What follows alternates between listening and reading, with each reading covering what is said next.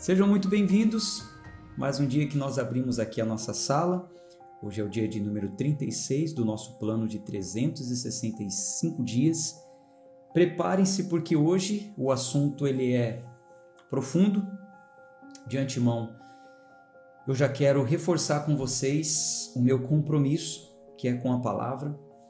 Não tenho compromisso com instituição nenhuma nessa leitura da Bíblia. Não serei inclinado a movimentos, a doutrinas e a confissões de fé. Se a sua confissão de fé é batista, é reformada, é carismática, é pentecostal, é neopentecostal, é católica romana ou ortodoxa, não sei. E isso não é o tão importante neste clube de leitura. O mais importante nesse clube é lermos a Bíblia com a interpretação correta da palavra. Estou falando isso para vocês porque hoje eu vou focar aqui na leitura. Vamos usar o texto para interpretar o texto. Vou deixar o espaço aí dos comentários com vocês e aquilo que eu peço, né? Vamos só evitar debates nos comentários que fujam da leitura, tá? Debate saudável é aceito com base naquilo que nós estamos lendo, mas não vamos abrir aqui espaço para defesas denominacionais. Ah, mas na minha igreja pode, na minha não pode. Não, nós estamos falando de Bíblia.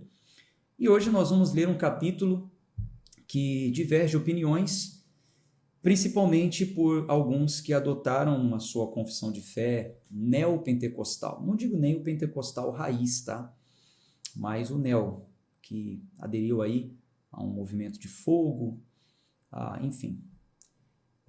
Hoje nós vamos falar sobre línguas.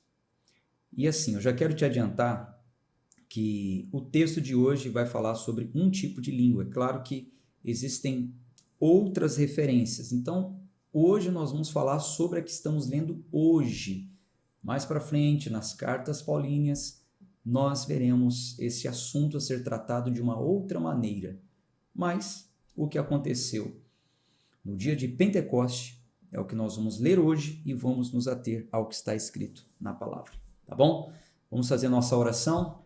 Pai amado, Pai querido, louvamos, exaltamos o Teu santo nome. O Senhor é muito bom, Deus misericordioso, Deus de graça. Aqui estamos, Senhor, mais uma vez com o nosso coração aberto e a nossa mente preparada para receber o ensino. Fale conosco. Oramos em nome de Jesus. Amém. Bíblia na tela, versão King James, 1611. Se você é novo por aqui, se inscreva no canal, dê aí o seu like, toca no sininho, ative as notificações e se você quiser seguir conosco nesse plano de leitura, siga daqui para frente, eu aconselho que você resgate pelo menos os 2 primeiros dias, para que você saiba por que nós escolhemos a Bíblia King James. Aliás, abre aí a sua Bíblia em Atos 2. Resgate os primeiros dias, você vai saber por que escolhemos essa versão de 1611, a mais antiga. E você vai saber também por que adotamos para este ano, como princípio de interpretação da leitura, a hermenêutica. Deixa aí aberto em Atos 2, façam as suas anotações. As minhas notas eu envio para vocês via PDF no grupo do WhatsApp, como tenho feito, tá? Então vamos ler. Atos capítulo 2. E quando o dia de Pentecoste chegou completamente, todos eles estavam unânimes em um lugar. Você se lembra que ontem nós lemos em Atos 1 a ordem do Senhor para que eles permanecessem em Jerusalém, não saíssem dali, por quê? Naquela ocasião estava acontecendo uma festa essa que começou com a Páscoa, a festa da Páscoa, onde é oferecido o Cordeiro Pascual, um animal que é morto, para celebrar, para lembrar de quando o povo saiu da escravidão do Egito rumo à Terra Prometida. Então, essa festa começa. Depois que é oferecido o Cordeiro Pascual, conta-se 7 semanas. Nós já lemos isso lá no livro de Levíticos. Então, quando se fala, o dia do Pentecostes. Há quem espiritualize essa palavra, Pentecoste e tal. Pentecoste faz sentido a uma contagem. Penta é a contagem para o número 5. Por exemplo, campeão, bicampeão, tricampeão, tetracampeão, pentacampeão. O Brasil estava rumo ao hexa, né? Infelizmente não foi dessa vez. Bom, penta, número 5. Pentecostes seria 50º dia, ou seja, 50 dias. Então, o 50º dia, ele é contado a partir do dia seguinte que é oferecido o Cordeiro Pascual. Onde começa a festa dos pães ázimos, é o primeiro dia dos pães ázimos. Gente, nós lemos isso lá em Levíticos 23, versículo 15 e 16. Já lemos, por isso eu nem vou abrir aqui de novo. Se você quiser, você consulte os PDFs que a gente já enviou para vocês, ou depois no de hoje eu vou colocar essa referência, você vai lá e confere. Bom, o que está acontecendo aqui? Eles estavam reunidos até o 50º dia, que era o último dia da festa, o dia principal da festa, onde todas as nações subiam para Jerusalém, porque era o fechamento, o encerramento daquela festa. O que acontece? Na Velha Aliança, quando eu falar Velha Aliança, Velho Concerto, Velho Testamento, Velho Pacto, tudo quer dizer a mesma coisa, tá? Vez ou outra eu mudo para que você vá se familiarizando, senão você acha que é só Velho Testamento. Velho Testamento, Velho Concerto, Velha Aliança, Velho Pacto, tudo é a mesma coisa. Então, assim, na Velha Aliança, a oferta do Cordeiro Pascual marca a saída do povo que estava escravo no Egito. O Êxodo. Então, nós vamos ler isso juntos ainda. Quando o povo estava para sair do Egito, Deus deu a ordem que matasse um cordeiro, passasse o sangue nas ombreiras da porta, e aquele cordeiro que estava sendo oferecido ali simbolizava, né, o sacrifício de Cristo em prol do seu povo, já apontava para o que iria acontecer na nova aliança, porém ali também estava sendo feita uma aliança através daquele cordeiro. Então eles deveriam comer aquele cordeiro, reunidos em família. As famílias pequenas deveriam chamar inclusive alguns vizinhos para que eles pudessem comer juntos e já comerem calçados, preparados, porque por volta da meia-noite o anjo da morte ia passar, ia matar todos os primogênitos, etc. e tal. A gente vai ler tudo isso juntos. Então, eu só estou aqui trazendo isso para você, esse conhecimento, para que você veja toda a tipologia do Velho Testamento apontando para o Novo. Tudo que acontecia no Velho Testamento já era uma sombra, já pré-anunciava o que ia acontecer de uma vez por todas. Então, o que aconteceu? Quando foi oferecido o Cordeiro Pascual lá na saída do povo, do Êxodo, de fato o povo saiu no próximo dia rumo ao Monte Sinai. O primeiro lugar que eles deveriam ir era o Monte Sinai, porque no pé do Monte Sinai Deus iria fazer um pacto com o povo e ali entregar as leis que conduziriam aquele povo. Leis essas que foram entregues a Moisés, escritas em tábuas de pedra. Moisés chega com o povo no pé do monte, ele fica 3 dias desaparecido lá no monte e ele volta com as leis que conduziriam aquele povo. Gente, tudo semelhante ao que aconteceu na Nova Aliança. Assim como Cristo também morreu, ressuscitou ao 3º dia, trazendo a promessa do Espírito Santo, enfim, tudo realmente apontando para a Nova Aliança. Quando o povo estava ali no pé do Monte Sinai, após 50 dias, a gente vai ler isso junto lá no livro do Êxodo, após 50 dias eles chegam ali no pé do Monte Sinai para fazer esse pacto com Deus e a glória do Senhor desce ali, desce em forma de tempestade, de trovão, de relâmpago, o povo fica até com medo daquilo. Da mesma forma nós vamos ver acontecendo aqui na Nova Aliança. Você vai ver que foi apresentado a oferta, o Cordeiro Pascual, no caso, o próprio Cristo. Então, foi apresentado, foi apresentado na sexta-feira, ele cumpre, né, a Páscoa antiga e institui a nova. E ele se entrega como sacrifício.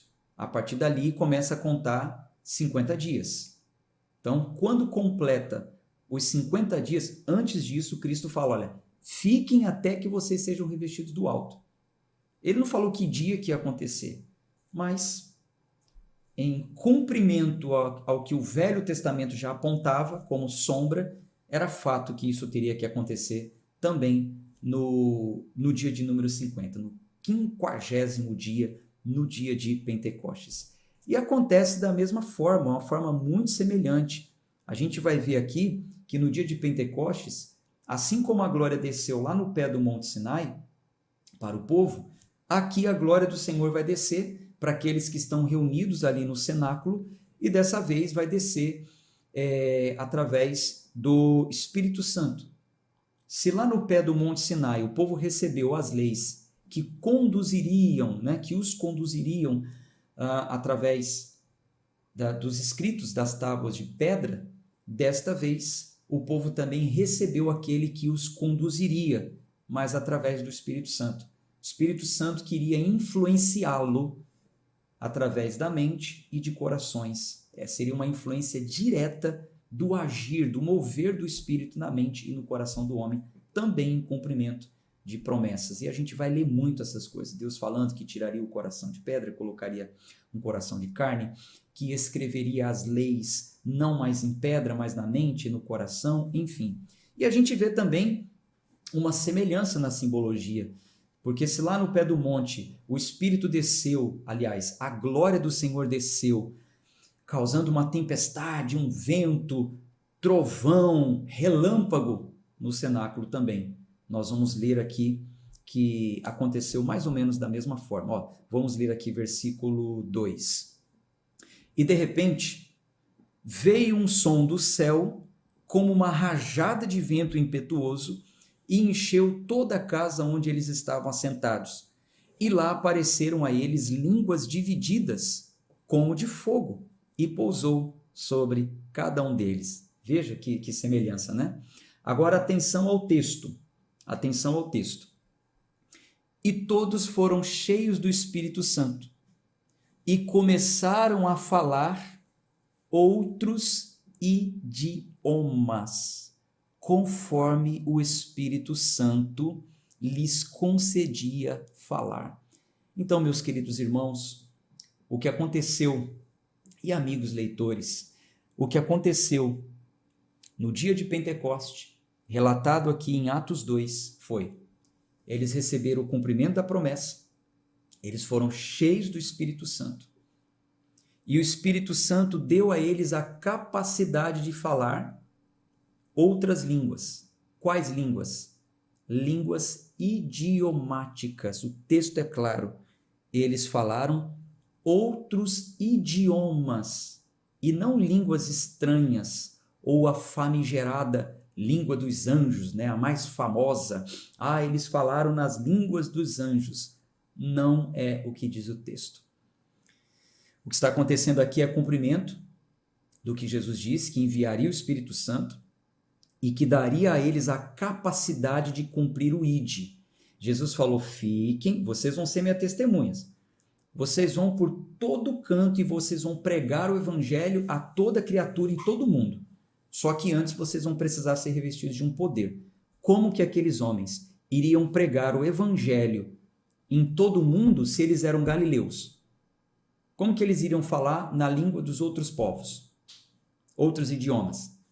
Então eles precisariam ser capacitados para isso. O Espírito vem, reveste eles deste poder e distribui ali línguas idiomáticas. Pasme você, talvez alguns aqui que já são do clube de leitura de 2022 já sabiam, ou que fazem parte do ministério onde eu ministro, talvez já sabe, ou talvez você está aí hoje com a cabeça explodindo. Meu Deus, como eu nunca li isso na Bíblia. Não é o que me falaram. Gente, eu não vou nem ficar olhando para os comentários. Vamos mais para frente. A gente ainda vai falar muito sobre isso. Mas é Bíblia. O meu compromisso é com a palavra. Se falaram para você que eles falaram outras línguas, as outras línguas que eles falaram não foi a língua dos anjos. Foram línguas idiomáticas. Quer mais prova? Vamos continuar lendo. Vamos lá. Versículo 5. E em Jerusalém estavam habitando judeus, homens religiosos de todas as nações debaixo do céu. Olhe para o texto. Ali tinham pessoas de todas as nações debaixo do céu. E quando isso foi amplamente divulgado, ajuntou-se uma multidão e estavam confusos, porque cada homem os ouvia falar em seu próprio idioma. A notícia se espalhou, as pessoas que estavam ali de várias nações debaixo do céu foram até o cenáculo e ficaram confusos, porque eles ouviam que aqueles homens estavam falando no idioma deles, dos que foram ouvir. Versículo 7.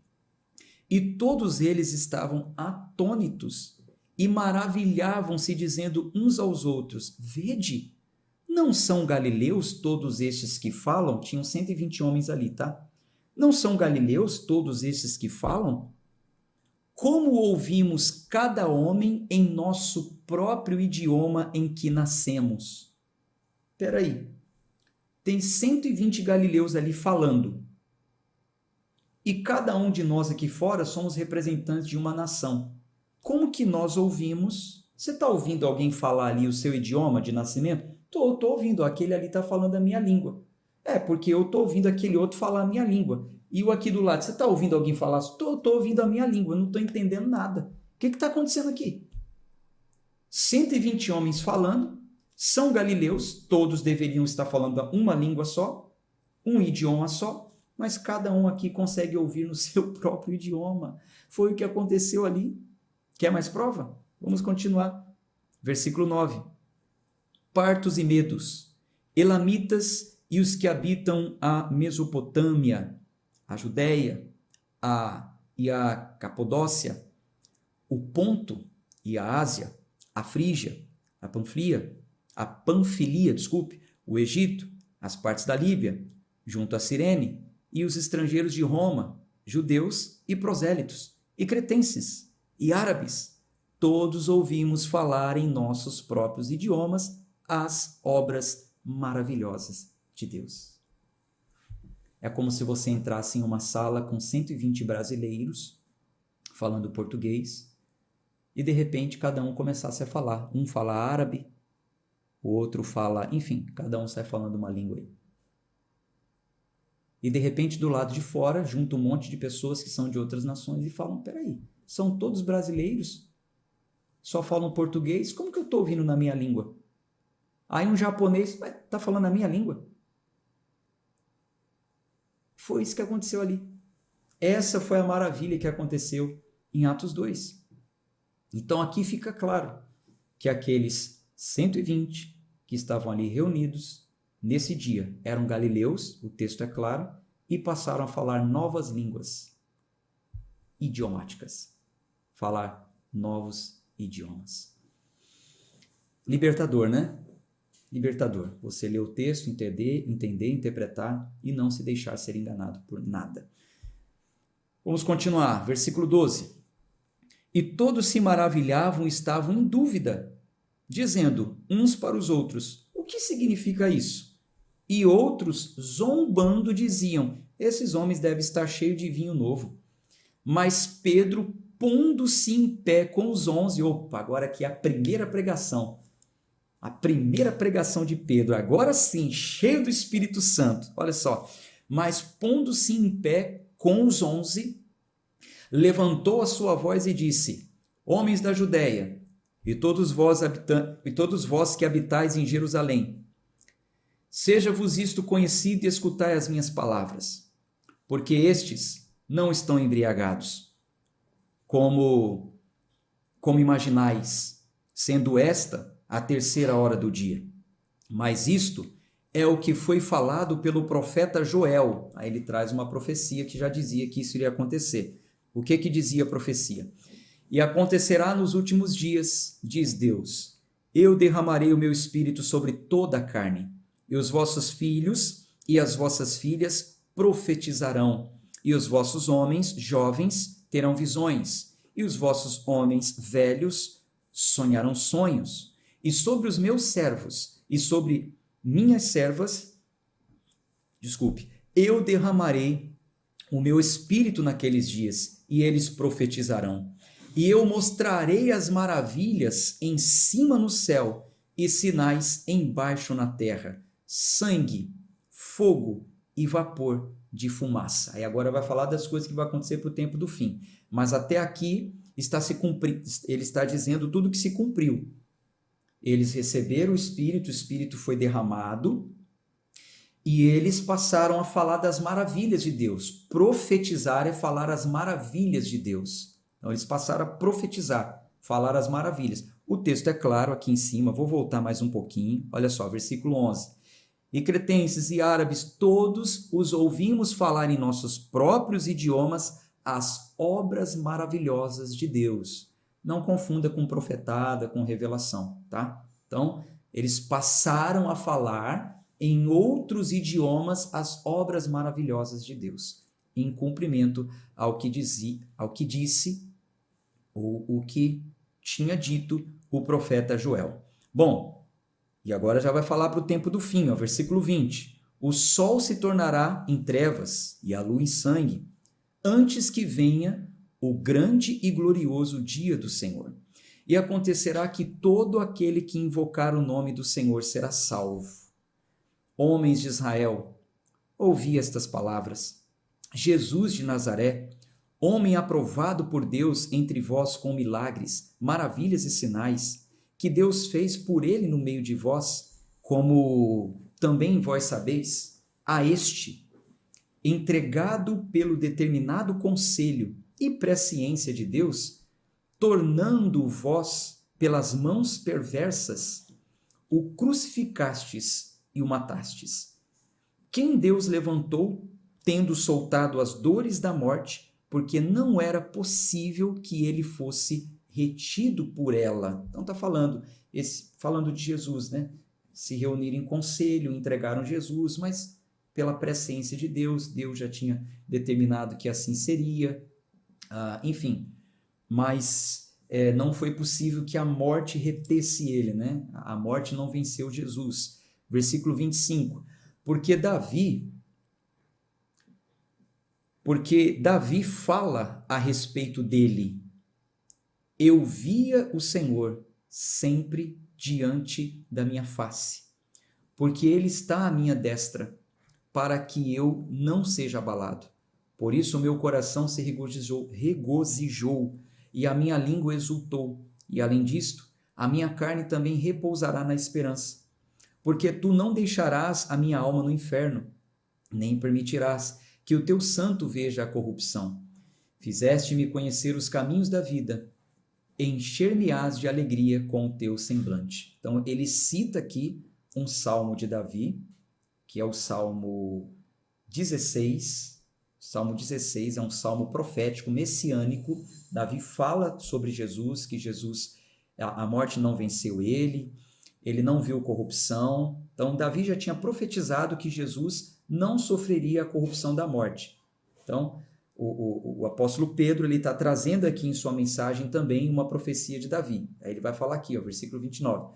Homens e irmãos, deixe-me falar-vos francamente do patriarca Davi, que ele morreu e foi sepultado, e a sua sepultura está entre nós até hoje. Portanto, sendo profeta, e sabendo que Deus lhe havia jurado com juramento que do fruto de seus lombos, segundo a carne, ele levantaria o Cristo para sentar-se sobre o seu trono, ele, prevendo isto, falou da ressurreição de Cristo, que a sua alma não foi deixada no inferno, nem a sua carne viu a corrupção. Então, Davi recebeu uma promessa, nós ainda vamos ler isso juntos, no Velho Testamento.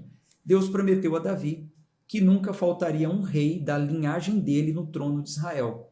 E Davi, por profecia e revelação, entendeu que o Cristo que assumiria o lugar dele para sempre, para que nunca mais faltasse, era alguém que iria ressuscitar. Era alguém que não sofreria a corrupção da morte. Então, isso já estava profetizado pelo próprio Davi. Então, Pedro, com a sua infinita sabedoria, inspirada pelo Espírito Santo, que agora ele já tinha o Espírito Santo, ele traz uma citação do Velho Testamento para pregar o Evangelho. A ordem de Jesus era: pregai o Evangelho, a boa nova, a ressurreição. Então, nós temos que focar a pregação no Evangelho, mas não há problema algum trazer algumas citações do Velho Testamento para embasar a pregação do Evangelho. Foi exatamente isso que o apóstolo Pedro fez. Versículo 32. A este Jesus, Deus o ressuscitou, do qual todos nós somos testemunhas. Portanto, tendo sido exaltado pela destra de Deus e tendo recebido do Pai a promessa do Espírito Santo, ele derramou isto que vós agora vedes e ouvis. Então, Cristo foi exaltado à destra de Deus, recebeu do Pai a promessa do Espírito Santo e derramou sobre eles. Então, Pedro está falando, o que vocês estão vendo aqui foi o derramamento do Espírito Santo, a promessa do Deus Pai ao Filho e o Filho para nós, se cumprindo. Versículo 34. Porque Davi não subiu aos céus, mas ele próprio diz: o Senhor disse ao meu Senhor, assenta-te à minha destra. Quer dizer, antes de Davi ter sido morto em vida, ele não tinha subido aos céus, mas ele teve a revelação, e aqui Pedro vai citar, quando ele disse assim, que é um salmo também. O Senhor disse ao meu Senhor, assenta-te à minha direita, até eu fazer teus inimigos por escabelo, por baixo, por estrado dos teus pés. Saiba, pois, com certeza, toda a casa de Israel, que a esse mesmo Jesus, a quem vós crucificastes, Deus o fez Senhor e Cristo. Ora, quando eles ouviram isso, compungiram-se em seu coração e disseram a Pedro e aos demais apóstolos: homens e irmãos, o que faremos? Então, quando eles viram o cumprimento da promessa, quando eles viram que o Espírito Santo desceu, distribuiu línguas, Pedro prega com firmeza, traz provas da Escritura, mostra as provas que comprovaram Cristo ser o Filho de Deus, os sinais, os milagres. E Pedro acusa eles dizendo: olha, vocês o crucificaram, vocês o mataram. Então o povo fica compungido, constrangido, transtornado e fala: e agora? O que a gente faz? Então Pedro, versículo 38, disse-lhes: arrependei-vos e seja batizado cada um de vós no nome de Jesus Cristo para a remissão dos pecados e recebereis o dom do Espírito Santo, porque a promessa é para vós e para vossos filhos e para todos que estão longe, todos quantos o Senhor nosso Deus chamar. Então Pedro está dizendo aqui que a promessa do derramamento do Espírito Santo é para todos. Não era apenas para os judeus, mas como também para os gentios, para todos os povos. Então eles, compungidos, entenderam: a gente precisa se reconciliar com Deus. O que a gente faz? Nós queremos agora nos converter. Vamos nos tornar cristãos. Então, quais são os componentes para uma pessoa se tornar cristã? 3. 3 apenas, não mais. O que passar disso é conversa de falso religioso e alienador. 3 componentes. Primeiro, arrependimento. O texto diz: arrependei-vos. E arrependimento envolve mudança de mentalidade, mudança de comportamento, abandono do pecado. Segundo componente, ser batizado em nome de Jesus Cristo.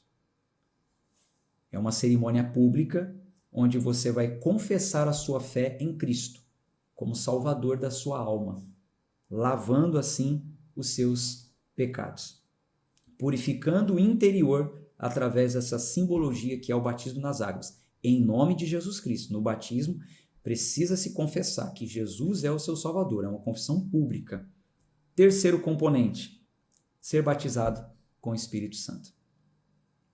E agora, e como é que faz esse negócio aí? Como é que vai ser batizado com o Espírito Santo? É no ato da conversão. Está escrito aqui, ó.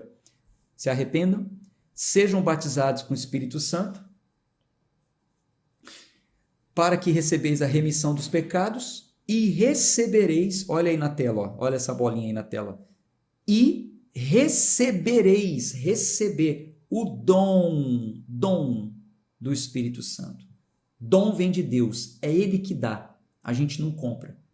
Não há nada que façamos que poderia nos dar isso. Isso é graça, é pela graça, não é por obras. Então, no ato da conversão, arrependimento verdadeiro, confissão de pecados, mudança de mentalidade, passar a viver os princípios cristãos, batismo nas águas, você recebe o Espírito Santo. Por quê? Porque é o Espírito Santo que é dado como um dom, gratuitamente, pela graça de Deus, é o favor que nós não merecemos, porque Ele é que vai nos influenciar, Ele é que vai nos capacitar a viver como cristãos, de acordo com a fé salvadora. Lembra do velho pacto? No pé do monte, eles receberam as leis escritas em tábuas de pedra que os guiariam como nação. Era aquilo que iria dirigi-los. Na nova aliança, como que ficou? Então, o Espírito Santo desce para guiar-nos como nós devemos viver. A prática dessa fé salvadora. Jesus disse, é Ele que convence do pecado, do juízo, da justiça, é Ele que ensina todas as coisas. O que passar disso, gente? Não tem contexto bíblico. Você precisa questionar se alguém te falar alguma coisa diferente, tá? Você precisa questionar, você precisa pedir base bíblica. Ah, mas e os dons? É outra coisa. Quando a gente chegar lá nas cartas, nós vamos falar sobre dons. Dom de cura, dom de profecia, dom disso, lá nas cartas. Batismo com o Espírito Santo, recebimento do Espírito Santo. É simples assim como você está vendo. Conversão, batismo nas águas, recebe o Espírito Santo. Isso é glorioso, gente. Isso é graça. Isso é graça. Vamos continuar. E com muitas outras palavras, ele testificava e os exortava, dizendo, salvai-vos dessa geração perversa. Então, os que alegremente receberam a sua palavra foram batizados, e naquele dia acrescentaram-se em torno de 3.000 almas. E eles continuaram firmemente na doutrina dos apóstolos, e na comunhão, e no partir do pão, e nas orações. E sobreveio temor a toda a alma. E muitas maravilhas e sinais eram feitos pelos apóstolos. E todos os que criam estavam juntos, e tinham todas as coisas em comum. Então aqui nasce a primeira igreja, né? A primeira igreja nasce aqui. E vendiam suas propriedades e bens, e repartiam com todos os homens, conforme cada homem necessitava. E eles, perseverando diariamente em comum acordo no templo, e partindo o pão de casa em casa, comiam o seu alimento com alegria e singeleza de coração, louvando a Deus e tendo o favor de todo o povo, e o Senhor acrescentava diariamente à igreja os que estavam sendo salvos. Capítulo 3. Vamos lá, 3. Ora, Pedro e João subiam juntos ao templo. Então agora vai começar a falar das obras missionárias de Pedro. Lá para o capítulo 12 vai falar também de Paulo. Bom, gente, agora aqui é um texto de informações, é um texto que fala sobre os atos do Espírito Santo na igreja primitiva. Quando tiver aqui alguma coisa de difícil interpretação, eu paro, tá? Mas vamos focar aqui na leitura para a gente avançar com o plano.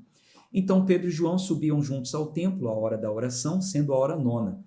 Estava sendo carregado um homem coxo, desde o ventre de sua mãe, o qual diariamente punham à porta do templo, chamada Formosa, para pedir esmola aos que entravam no templo. O qual, vendo Pedro e João entrando no templo, pediu uma esmola.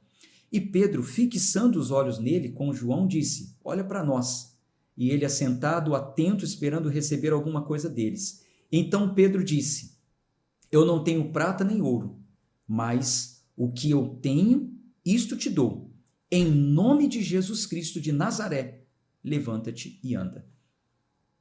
Veja, em nome de Jesus Cristo de Nazaré, levanta-te e anda. Grave isso. Versículo 7.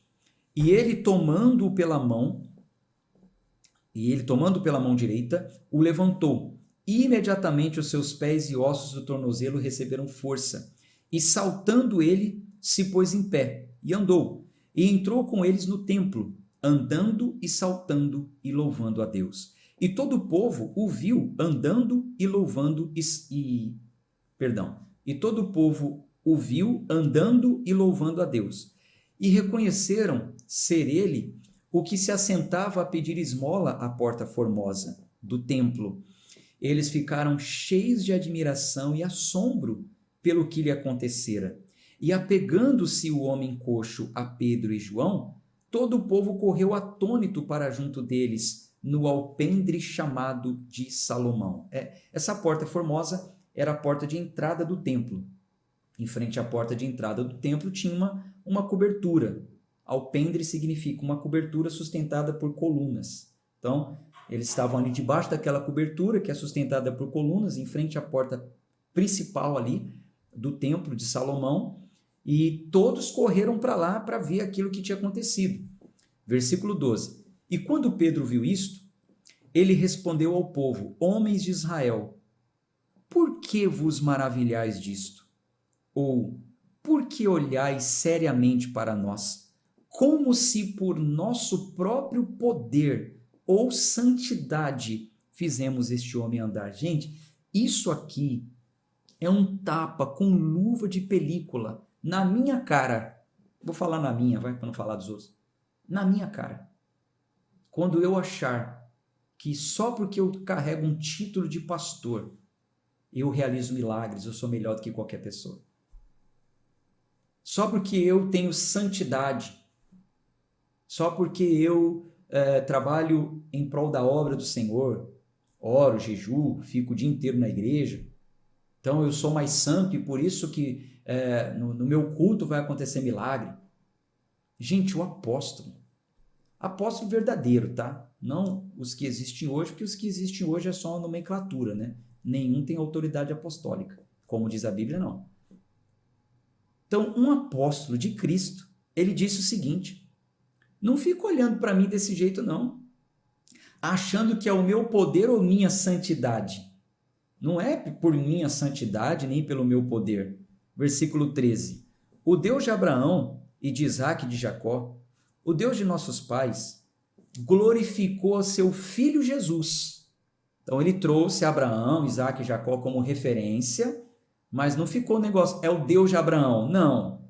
Glorificou o filho Jesus, a quem vós entregastes e negaste na presença de Pilatos, tendo ele determinado que fosse solto. Pilatos falou: solta Jesus. E vocês: não, a gente quer ele preso. Mas vós negaste o santo e o justo, e desejastes que vos fosse concedido um assassino, e mataste o príncipe da vida, ao qual Deus ressuscitou dos mortos, do qual nós somos testemunhas. Então, vocês preferiram soltar um assassino e prender o príncipe da vida, mas ele ressuscitou, tá? E eu sou testemunha da ressurreição dele, Pedro está falando. E pela fé em seu nome, fortaleceu o seu nome a este homem, a quem vedes e conheceis. Sim, a fé nele deu a este perfeita saúde na presença de todos. Lembra que no versículo, deixa eu ver aqui, 6, falei para vocês, gravem isso, ó. Então, Pedro disse: eu não tenho prata nem ouro, mas o que eu tenho, isso eu te dou. Em nome de Jesus Cristo de Nazaré, levanta e anda. Foi no nome de Jesus. E o que aconteceu? Ele está dizendo aqui que foi pela fé em seu nome. No nome de quem? Daquele que ressuscitou. Então, foi pela fé em seu nome. Fortaleceu o seu nome a este homem, a quem vedes e conheceis. Sim, a fé nele deu a este perfeita saúde na presença de todos vós. Os apóstolos tiraram toda a honra, toda a glória deles e atribuíram ao nome de Jesus. Isso é muito legal. É um tapa na minha cara. Quando eu achar que a minha gravata cura, que o meu lenço, o meu suor, a minha santidade, o meu poder é o nome de Jesus. Versículo 17. E agora, irmãos, eu sei que por ignorância fizeste isso, como fez também os vossos governantes. Mas essas coisas que Deus prenunciou pela boca de todos os seus profetas, que Cristo sofreria, ele assim o cumpriu. Então, foi por ignorância, tá? Que vocês fizeram isso? Tudo bem. Mas e agora? Versículo 19. Arrependei-vos. Portanto, agora é a segunda pregação de Pedro. Lembra? Na primeira, 3.000 almas se entregaram, agora é a segunda pregação. Tem uma multidão ali vendo ele falar isso. Arrependei-vos, portanto, convertei-vos, para que os vossos pecados sejam apagados, e assim venham da presença do Senhor tempos de refrigério, e ele enviará Jesus Cristo que vos foi pregado, que já vos foi pregado, ao qual é necessário que o céu receba, até os tempos da restauração de todas as coisas das quais Deus falou pela boca de todos os seus profetas desde o princípio do mundo. Pois, na verdade, Moisés disse aos pais, o Senhor vosso Deus, então Moisés já tinha dito isso, ó, o Senhor vosso Deus vos levantará um profeta dentre vossos irmãos, semelhante a mim. A ele ouvireis em todas as coisas que ele vos disser. E acontecerá que toda alma que não escutar esse profeta será destruída dentre o povo. Sim, e todos os profetas, desde Samuel, e os que seguiram depois, todos quantos falaram, também predisseram esses dias. Vós sois os filhos dos profetas, e do pacto que Deus fez com os nossos pais, dizendo a Abraão, em tua semente todas as famílias da terra serão abençoadas. Ressuscitando Deus a seu Filho Jesus, primeiro o enviou a vós, para vos abençoar, afastando cada um de vós das suas iniquidades. Então Pedro está falando, ó, a oportunidade está sendo dada a vocês. Deixa eu tomar uma água aqui. Se arrependam. Moisés já tinha falado que se levantaria um semelhante a ele. Deus tinha prometido para Abraão que da descendência dele seria uma bênção, seriam salvos. A oportunidade ainda está sendo dada a vocês. Então a pregação começou ali, conforme Jesus já tinha dito. Então, de Jerusalém, a Judéia e até os confins da terra. Então ele começa pregando para os judeus. E enquanto eles falavam ao povo, capítulo 4, enquanto eles falavam ao povo, os sacerdotes e o capitão, do templo e os saduceus, lembram que os saduceus não acreditavam em vida após a morte? Então, olha eles aqui de novo. Vieram a eles, a Pedro e a João, muito irritados porque ensinavam ao povo e pregavam através de Jesus a ressurreição dos mortos, e lançaram mão deles e os colocaram sob custódia até o dia seguinte, porque já era tarde. Entretanto, muitos dos que ouviram a palavra creram, e o número de homens era de quase 5.000. Eita glória, né? Se na primeira pregação de Pedro foram 3.000, agora quase 5.000 creram. Então, a multidão de convertidos estava avançando, estava crescendo. E aconteceu que no dia seguinte, os seus governantes e anciãos e os escribas, e Anás, o sumo sacerdote, e Caifás, e João, e Alexandre, e todos os que eram parentesco do sumo sacerdote reuniram-se em Jerusalém. E pondo-os no meio, eles perguntaram, com que poder ou em nome de quem fizeste isso?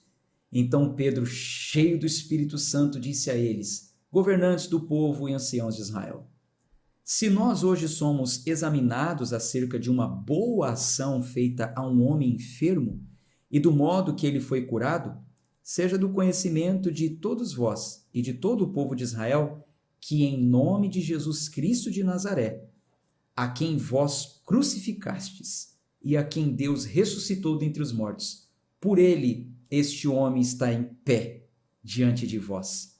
Ele é a pedra que foi rejeitada por vós, os edificadores, a qual foi posta por cabeça de esquina, a pedra principal. E em nenhum outro há salvação, porque não há nenhum outro nome que é dado aos homens debaixo do céu pelo qual devamos ser salvos. Não há nenhum outro nome, gente. Ora, eles vendo a ousadia de Pedro e João e percebendo que eles eram homens iletrados, ignorantes, se maravilharam e tinham conhecimento de que eles haviam estado com Jesus. Então veja, Pedro era um pescador, bruto, iletrado, porém cheio do Espírito Santo. Falou de forma que deixou aqueles homens maravilhados. O que faz a diferença na pregação do Evangelho, quando você vai falar de Jesus para alguém, não se importe se você é iletrado, se talvez você não sabe falar direito, não tem muito estudo, mas que você seja cheio do Espírito Santo. Você seja usado pelo Espírito. É claro que uma pessoa letrada também pode ser muito usada por Deus, a exemplo do apóstolo Paulo, que nós vamos ver mais para frente. Mas isso é indiferente. O que faz a diferença mesmo é que sejamos cheios do Espírito Santo. Versículo 14. E contemplando o homem que fora curado em pé com eles, nada podiam dizer contra isso.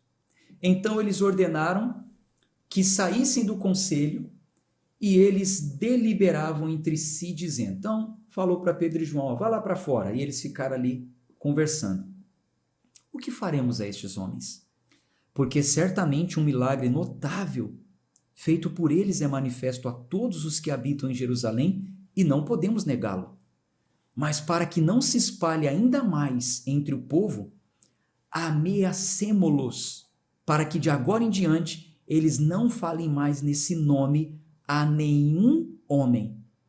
E chamando-os, ordenaram-lhe que de nenhum modo falassem, nem ensinassem em nome de Jesus. Mas Pedro e João lhes responderam e disseram a eles, julgai vós se é justo, aos olhos de Deus, ouvir a vós mais do que a Deus. Porque nós não podemos deixar de falar das coisas que temos visto e ouvido. Olhe para cá, por favor. O que nós notamos aqui? Nós notamos que do mesmo jeito que aconteceu naquela época, vamos falar nos dias de hoje, os falsos líderes religiosos, eles reconhecem com quem está a verdade.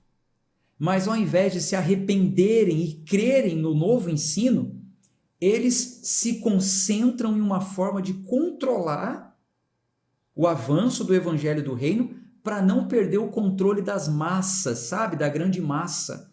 Um povo que sem conhecimento os seguem. Foi isso que aconteceu naquela época. Vamos calar esses homens aí, porque senão... Vamos proibir eles de falarem de Jesus, desse nome aí. Vamos proibir, porque senão a gente vai perder o controle. Aí, meus irmãos, é o seguinte. No que compete a nós, nós devemos adotar a mesma postura de Pedro e João, que falaram assim: nos importa agradar a Deus e não os homens. Se o que eu falar vai desagradar vocês, vai desagradar aos homens, vai desagradar aos líderes religiosos, não importa. O que me importa é agradar a Deus. Então, no que compete a nós, é isso que nós devemos fazer. Eu quero encorajar você, que faz parte desse clube, você que está conhecendo a verdade, eu quero encorajar você a falar dessa verdade para os seus irmãos. E não importa quem vai se chatear, te importa agradar a Deus e não aos homens. Vamos avançar com a leitura. Versículo 21. Depois de ameaçá-los ainda mais, os deixaram ir, não achando nada para castigá-los por causa do povo, porque todos os homens glorificavam a Deus pelo que acontecera. Porque o homem em que se operara aquele milagre de cura tinha mais de 40 anos de idade. Então, veja a fama, como se espalhou, porque mais de 40 anos que aquele homem ele era colocado ali na porta do templo. As pessoas passavam e viam aquele homem. Quando aquele homem é curado, toda a população conhecia ele. Então a coisa se espalhou de um jeito que não teve como. E soltos foram para a companhia dos seus e contaram tudo que os principais sacerdotes e anciões lhe disseram. Desculpe.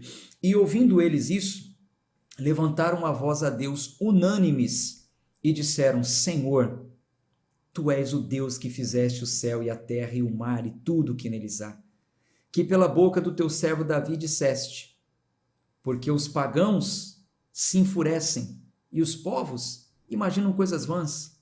Os reis da terra se levantaram e os governantes se reuniram contra o Senhor e contra o seu Cristo, porque verdadeiramente eles se ajuntaram contra o teu santo filho, que tu ungiste, não só Herodes, mas Pôncio Pilatos, com os gentios e todo o povo de Israel, para fazerem tudo o que a tua mão e o teu conselho determinaram antes para ser feito.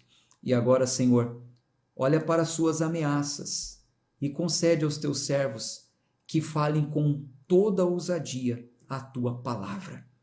Estendei a tua mão para curar e para que os sinais e maravilhas sejam feitos pelo nome do teu santo Filho Jesus. E tendo eles orado, foi abalado o lugar em que eles estavam reunidos, e todos foram cheios com o Espírito Santo e anunciavam a palavra de Deus com ousadia. A multidão dos que criam eram um só coração e uma só alma. E ninguém dizia que algo do que possuía fosse seu, mas tinham todas as coisas em comum. E com grande poder os apóstolos davam testemunho da ressurreição do Senhor Jesus. E havia abundante graça sobre todos. E não havia nenhum necessitado entre eles, porque todos os que possuíam terras ou casas, vendendo-as, traziam os valores das casas que foram vendidas e os depositavam aos pés dos apóstolos, e distribuía-se a cada homem segundo a sua necessidade.